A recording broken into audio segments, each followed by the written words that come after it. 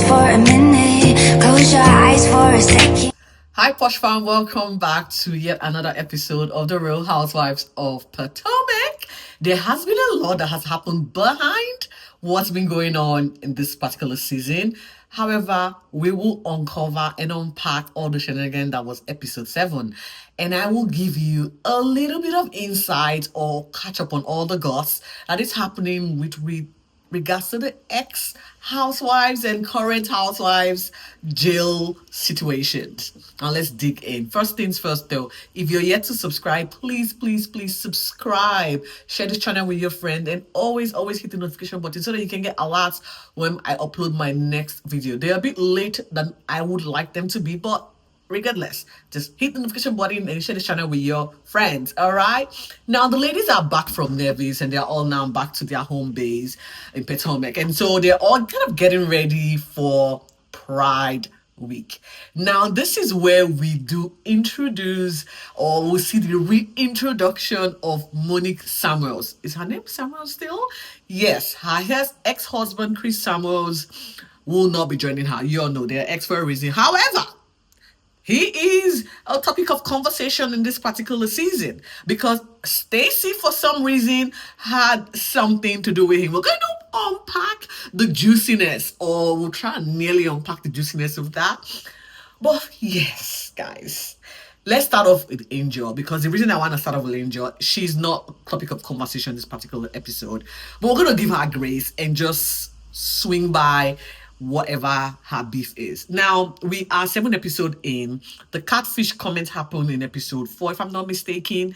Angel seems to hold on to this particular narrative that Wendy is her arch enemy. Now, I don't know if it's because she feels Wendy is the weakest link, and so she wants to use Wendy as a come-up, or she is playing the Kiana takedown game of Wendy and not sure where she stands. Like I said, I don't even know who this lady is. Her personality is catfish, her looks is catfish, her lifestyle is catfish. Let's just catfish her off the show. So we hear her, having to recap the scenario, what went down in Nevis with her husband. And I guess the husband pretty much didn't have much to say. And so she took that particular conversation to her elder sister. Yes, this is where the elder sister gave a little bit more than she should. I don't know why she was on the show, but I guess, my sister can also, get her 2 seconds of fame to bash Wendy for no reason. So Stacey, or Angel, decided to give her narrative to her sister about what happened with the catfish gate. Long story short, she said Giselle started it off, but then kind of misquoted or misspoke in alluding to the fact that Wendy was the one that called her a catfish. But I am so happy that Bravo Productions are as messy as Kiana and Angel, and so they had to give us a playback, and we could hear Giselle pretty much tagging her as a catfish with regards to her facial expression. And we all know Jazzy did say her personality is also catfish, but all Wendy did in that moment was laugh. And Wendy, as we all know, has this sarcastic, loud, annoying laugh that she gives whenever something is about to be said to her and she doesn't want to react in a way that is expected. She just laughs it off and sort of laughs at you, not you. And, she did go on to say Wendy laughed, but then said Wendy called her catfish, or basically said she said you're catfishing, or whatever that term or slang term was. But I'm like, Angel, you want to have beef with Wendy so bad you have to retell the story, lie on camera just to justify the reason why you hate Wendy. And now her sister is tagging along and saying, well, I will definitely lose her forever because this is not the kind of friends I want to hang out with. Well, Angel, we the viewers don't want to hang out with you either. So please help us, do us a favor and make this season be your last, because we don't want to hang out with you. If your sister doesn't want to hang out with someone that has nothing to do with this or has not done anything to you, we don't want to hang out with you either. You're just a little pressed for attention, you don't have a storyline, and so you're going to try and drag everyone as much as possible. The sympathy you're looking for, you're definitely not going to get it from the viewers, because you're definitely at this point misrepresenting yourself, and it's looking really bad on you. Now, she called Wendy names. And this is coming from a woman who said that her personality and her pictures were degraded in a way that caused her hurt and caused her deep anger. And here you are mirroring Wendy's look to Whitaker, Forrest Whitaker. Now, I don't know, Forrest Whitaker, if he is watching this, but I think he should be giving you a response. We don't want to say what's in our mind because that would constitute as bullying. But yeah, perfect example. The B word, Angel. That's her there. Ashley is reintroducing Monique to the ladies or to the franchise this season. Yes, Ashley and Monique have come a long way. We see that towards the tail end of Monique's should I say appearance in this particular franchise.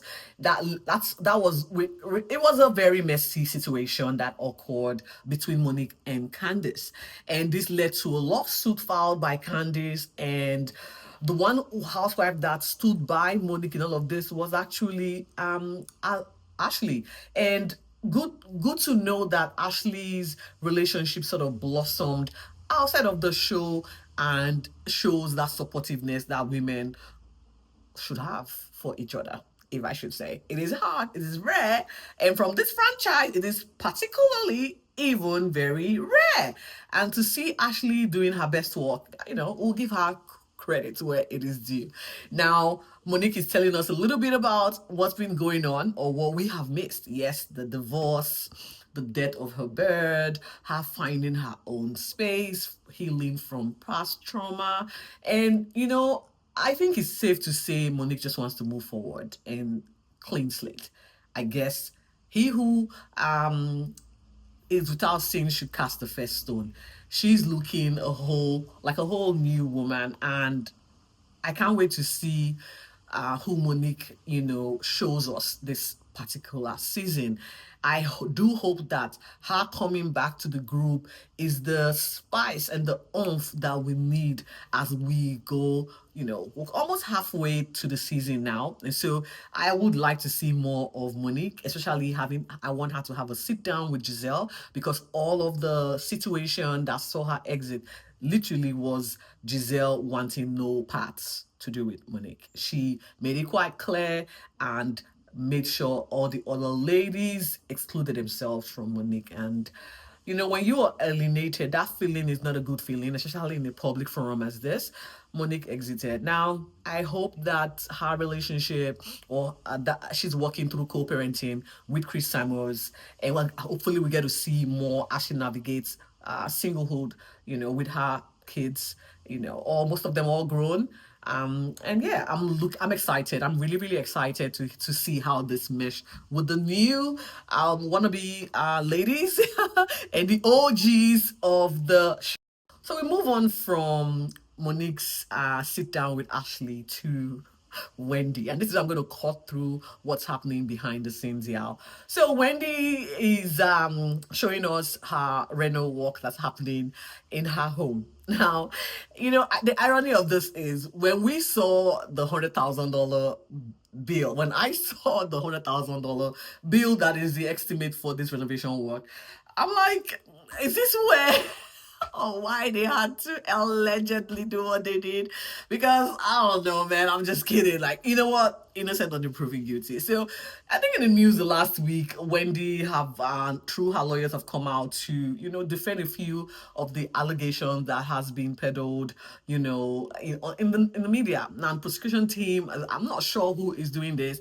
They seem to literally want to bring down this two people based on I feel like trial media, and trial media, as much as we would like to say it doesn't work, it does, because it creates that sense of doubt, that sense of anger, and everybody believes what they are hearing without the verifiable facts. And we do not know what the facts are. they're going to be uncovered. They're going to have their day in court. And I am hoping for their sake that they are found not guilty. No, but what prosecutors are alleging is that Wendy and her husband have aliases. They had multiple credit cards with different aliases. They were shopping with different aliases. Email address links with them were aliased as well.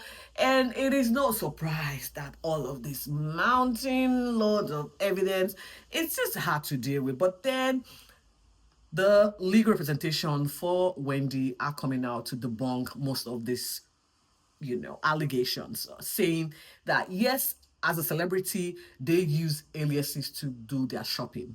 And I can understand that because you don't want people to know your address to come pick up things or come unannounced to your home. But in the other case, we don't know. Did she do aliases to get a credit card? But that's a bit far-fetched because for you to obtain financial credit or credit from a bank, you need your credentials. So how are you gonna mash up and fake up all of this credit? Well, I don't know because I haven't thought about financial fraud in this light. So it begs the question how they pulled this off. And if they did, they probably did a poor job of it because it's now what we're all talking about. But like I said, all of these are alleged and they are innocent until proven otherwise. Now we move on from the theft allegations and the insurance fraud allegations of Wendy Osefo and Eddie Osefo to Mia. Reality star today at Hartsfield-Jackson Atlanta International Airport. Here's some video. This is Mia Fields Thornton being arrested. She had an active warrant out for her arrest. You may remember she was wanted by the city of Atlanta on larceny charges. Police say it was in connection to furniture theft. She's now being held at the Fulton County Jail. Fields Thornton appears on the Real Housewives of Potomac television show. Like, I would never say that I saw this coming. This was not in my bingo card for the year. It's almost coming to an end, guys. Mia the other day was arrested on larceny charges. Now, larceny is the theft of properties. Pretty much, chick was in Atlanta renting a condo that was, pre-furnished. And apparently, when they couldn't, pay up their rent, they decided to make a run for it. And, allegedly, during the night, they decided to make away with furniture that were in theirs. And we saw Mia, arrested at the airport for theft. Now, I know why we'll call this ironic, because Mia was the one to laugh the hardest when the news broke of Wendy's situation in the press. And so I will think that this is all for attention.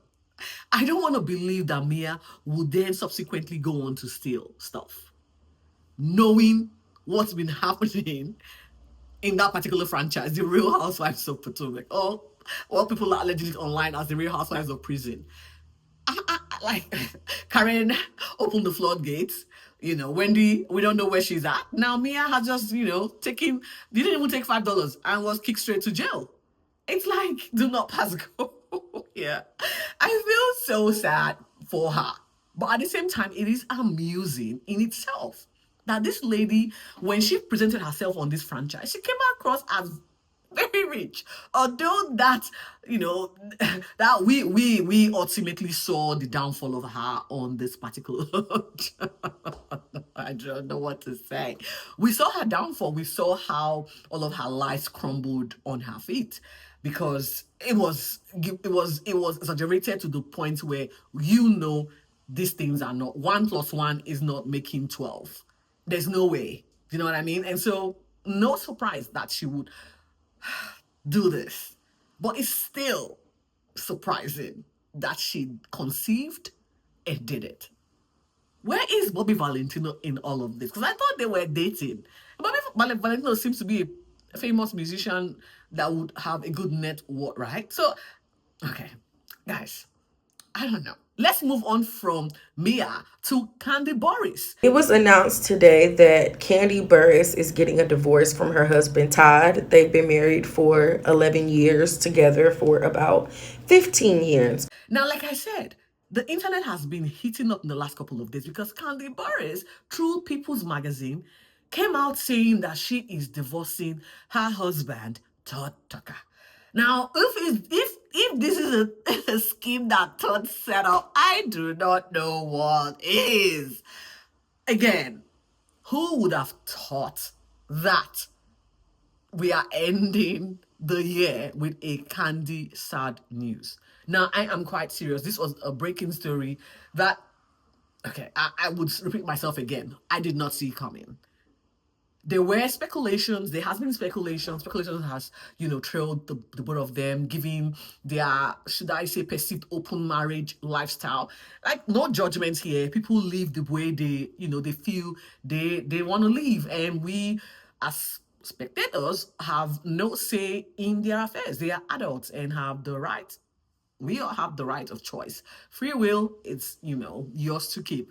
And however you promote your lifestyle, morally or unmorally, is up to you. But we don't know, again, exactly what has happened. Now, Candy, via her Amazon live chat, addressed it a little bit more in saying that she has been going through it. Life has been lifing her. And the fact that she's had to, keep all of this as a terrace, there was a lot going on, and inevitably something had to give. And yeah, she's going for peace and taking the decision to, file for divorce. I just hope they can navigate this, navigate it well. Co-parenting is a hard ask, and the process of divorcing is also brutal. She's a wealthy woman, so obviously she'll probably come out of this unscathed. But for those of us who, are not even close to being considered financially capable, we are still trying to come out the other side. Well, I wish Candy all the best, and I don't want to say I want to be reporting on this. But however, as the day progresses, we're going to be hearing a lot more. There will be a lot more rumors and alleged stories with leading up to this whole divorce. And obviously, I hope it goes smoothly for them so we don't hear the nasty gossips, because I don't want any of that, which is quite unfortunate. Piggyback to Wendy. Now, like I said, Wendy and Eddie are renovating their home, and as well as trying to open a pop-up for their Happy Eddie line. Now, Eddie is gone, full throttle with this with his business. He has a line of lip gloss, t-shirts, apparels, coffee cups, coffee mugs, lip liner, eyeliner. There is not key holder, key check. There is nothing Eddie isn't going to come up with as he launches or grows his Happy Eddie business. Now, in this space that they are in, we do know that Stacey is coming in hot. We're going to have a conversation with regards to Stacey's launch and the sit down between Stacey and Wendy. But here, Wendy can be here telling Eddie that Stacey is planning to, launch her, or come into the narcotics. Okay, I'm going to use the word narcotics. I'm not going to say line. According to them, there is plenty of, space in the field for people to come in and grow. But it is quite interesting because during the reunion for last season, Stacey denied it. Like, blatantly said, I don't know what you're talking about. That is not true. When Giselle called her out for copying Happy Eddie's business to saying Happy Stacey, or Stacey Happy, or Stacey. Now, Stacey flat out denied it. But here we are, 93 days after the fact. She's launching edible gummies, edible narcotics. Like I said, Stacey is a bowl of confusion wrapped up in itself. And the thing is, as much as you would like to hate her, you just cannot help but love her. She is in her truth, and her truth is a lie, and she stands on it 100%. You gotta give it to this girl. I'm sorry, guys. It should be a serious conversation, but Stacey cracks me up. Now, before we get into the Stacey business of the day, I want to say that I feel like Wendy and Eddie are taking this really well. The fact that their first business idea, which was candle making, was also copied by Karen a few episodes seasons back, to them trying to launch a weed line, and now that is being copied by Stacey. It just shows their brilliance, okay? It's like, copy is the best form of flat. Or how does that technology go? Imitation is the best form of flattery, I guess. So, Wendy and Eddie, you guys are doing something right for these women to be copying your every whim and ideas. It's good. Keep innovating and let the copiers keep copying. It's good business. They're even trying to copy your nationality as well, and that is where I lost it with Stacey. Oh gosh, let me take a moment and I'll come back because I need to be serious. We opened up a little bit more about her family, you know, situation. She apparently celebrated her birthday and had something happen, and that was the fact that her dad did not wish her a happy birthday. She felt hurt by that, and also broke down and gave us a little bit of history behind the scenes. Her dad is still back home in Nigeria. She was raised by her stepdad, who passed away when she was 29, and so I guess there is that absent feeling of her, there's that absent father figure that she is yearning and sort of missing. And I get it's it stays with you, because there's some things that as you grow older you come to realize, oh my god, I wish I had this, because this would have changed the dynamics of how I relate with people, of how I be. But all good on her. She's in a better place from what we can see. Now let's go back to Stacey. So Stacey is having a photo shoot for the launch of her brand Shayo. Shayo is a Nigerian terminology. Shayo means you're happy, you're high, you're in a party, you're drinking, everything is happy. Okay? Now, do you see what I did with happy? Happy Eddie? Happy Stacey? Stacey is on one. Okay, according to Stacey, she found out she is affiliate, or she has a heritage in Nigeria. How many percent? We do not know. And so she has decided to bring that heritage alive by copying, taking a word from the Nigerian phrase Shayo as a means to launch her business, to keep her business alive. Now, Stacey, you trying to get the Nigerians to go high. Okay, we are Shayo. That's what you're doing. Yeah, you know what? We are happy for Stacey with this her business launch. Okay, we are happy for her. All right. Now, Stacey said she had to scale back a few things in order to be able to be present for Jazzy's wedding. There was nothing to scale back, guys. She just needed the photo shoot. That was probably 3 hours worth, and she could have still gone on to be representing Jazzy as one of her bridesmaids. So, Stacey, you are full of it, but I like the fact that you're giving us, something to talk about, and it's just not mundane, it's not generic. You are being creative with the things that you say, and your narration is just killing me. I can't help myself. I'm still trying to compose myself not to laugh. Now, just before the photo shoot concluded, she received a call from Ashley, who was also perplexed at the fact that she is introducing narcotics in form of gummies, that she denied, essentially copying Eddie. Now, Stacey stands on her business. She is supporting her line. She said, I'm from the wellness industry. Ashley and Giselle, be careful, she's also thinking about your wellness brand, and she might be taking on that next. So let's watch this space. Chicks has got planned. Shayo in the highest order, or Shayo raised to power 3. Now, whilst this is going on, we touch base with Tia. Now, Tia again got back from Nevis. She did miss her daughter's birthday. That did not go down well, because apparently some people that were not invited decided to leak the address online, which then resulted in the party being crashed by people that were not meant to be there, or total strangers. They saw police being called and the party coming to an abrupt end. There's one thing that strikes me with Tia's daughter. She is the teenager that we all want to be. That girl just is savage. And I don't, I want to be upset with the way she acts on camera.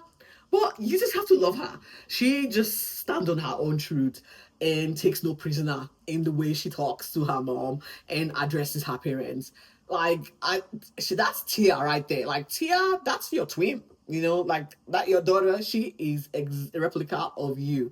And it was a nice family dynamic that played out for us this particular episode. And I enjoyed just having to watch Tia navigate conversations with her family and her mom, who she told us caught her, one time with cigarettes, and it was just a lot. According to her, she went through divorce and rebelled, whatever, however you say it. And she gave us a brief of her teenage years growing up. And no surprise, her daughter is definitely going to give her a run for her money. Watch out, Tia, she's coming for you. Like I said earlier, Stacey and Wendy had a sit down. I guess Stacey felt the need to have a conversation with Wendy with regards to her pending product launch, which obviously is in conflict with her husband's Happy Eddie's business. And honestly, I was expecting it to go left, but it actually didn't. These ladies just sat down, they literally dressed alike. Stacey is looking every day morphing into Wendy. No jokes. To the menu that they ordered, it was the exact same thing. So very soon we might come on our TV screens and we'll not be able to tell Stacey and Wendy apart. That's how much they are morphing into each other.